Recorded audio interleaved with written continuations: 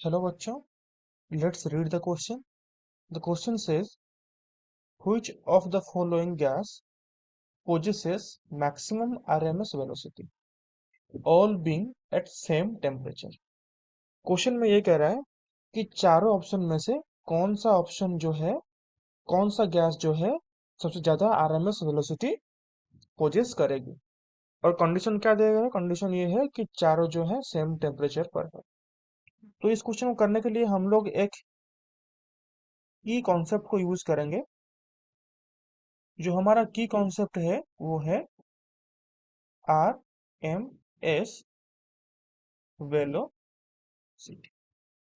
जब हम लोग आर एम एस वेलोसिटी को एक्सपांड करते हैं तो ये होता है root mean square velocity. Root mean square velocity का मतलब क्या होता है? सपोज हम लोग एक कंटेनर लेते हैं, ये कंटेनर, उसमें कुछ गैस भर देते हैं, ठीक है। अभी ये एक गैस का पार्टिकल है, एक मॉलिक्यूल है, ये एक गैस का पार्टिकल है, ये एक गैस का पार्टिकल है। अभी जो तीनों जो गैस के पार्टिकल्स हैं, इन तीनों का रैंडम मोशन होगा, ठीक है ना। अभी मान के चलते हैं कि इसका जो रैंडम मोशन है वो इस तरफ है, इसका जो है वो इस तरफ है, इसका जो है वो इस तरफ है। अभी ये मान के चलते हैं, और ये मान के चलते हैं कि जो पहले वाला मॉलिक्यूल होगा, पहले वाला जो पार्टिकल होगा, उसका वेलोसिटी है v1, दूसरे का है v2, तीसरा का है v3, ऐसे सपोज vn तक। अभी जो रूट मीन स्क्वायर वेलोसिटी हम लोग निकालेंगे तो कैसे निकालेंगे? पहले हम लोग इसको स्क्वायर करेंगे, उसके बाद उसका मीन निकालेंगे, उसके बाद उसका रूट निकालेंगे। पहले क्या लिखेंगे? पहले उसका स्क्वायर करेंगे।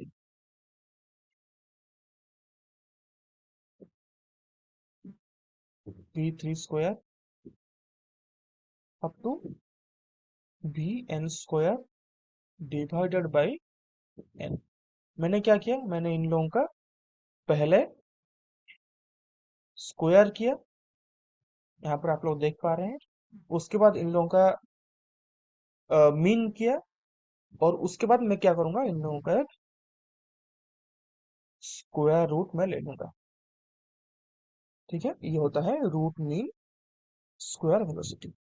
हम लोगों को इसको हम करते हैं, इसको लिखते हैं हम वी आर एम एस। और जो वी आर एम एस होता है, इसका वैल्यू होता है कितना? Under root 3 R T by M. यहाँ पर आर का मतलब होता है गैस कांस्टेंट। टी क्या होता है? टी होता है टेम्परेचर। और एम क्या होता है? एम होता है मोलिकुलर मास।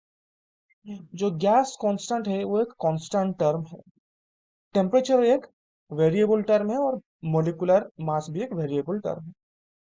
इस फॉर्मूला को यूज करके हम लोग इस क्वेश्चन का आंसर करेंगे।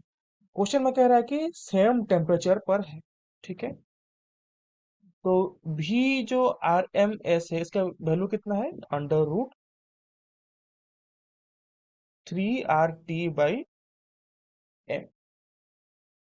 तो आर तो यहाँ पर क्वेश्चन में दे रखा है, आर तो कांस्टेंट ही होगा, है ना। टेम्परेचर भी कांस्टेंट होगा, क्योंकि टेम्परेचर में कह रहा है, क्वेश्चन में ये कह रहा है कि टेम्परेचर कांस्टेंट है। तो बचा क्या? बचा 3 और आर। 3 तो एक कांस्टेंट है, तो बचा एम। एम क्या होता है? एम होता है मोलिक्यूलर मास। तो देख सकते हैं हम वी आर एम एस जो होगा वो इन्वर्सली प्रोपोर्शनल होगा रूट ओवर एम के साथ।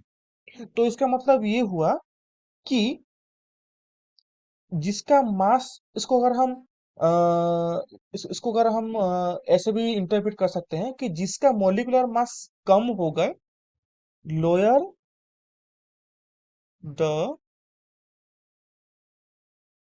Molecular mass higher the RMS velocity. जो कि ये जो है हमारा मेन एक्सप्रेशन बनता है, V R M S inversely proportional to under root M. जितना मॉलिक्यूलर मास कम होगा उसका उतना आरएमएस वेलोसिटी ज्यादा होगा। ये होता है हमारा कॉन्सेप्ट। अभी देखो क्वेश्चन में ये कह रहा है कि ऑप्शन में क्या देखा, हमें ऑप्शन में देखा है ऑक्सीजन। ऑक्सीजन का मोलिकुलर मास कितना होता है, ऑक्सीजन को कैसे लिखते हैं हम, वो जो होता है ऑक्सीजन, ऑक्सीजन गैस है, O2, इसका मोलिकुलर मास कितना होगा, 2 × 16, जो कि है 32। उस तरफ हाइड्रोजन, हाइड्रोजन गैस का कितना होगा, 2 × 1। CO2 का कितना होता है, CO2 होता है 44, है ना। और हीलियम का कितना होता है, हीलियम का होता है 4।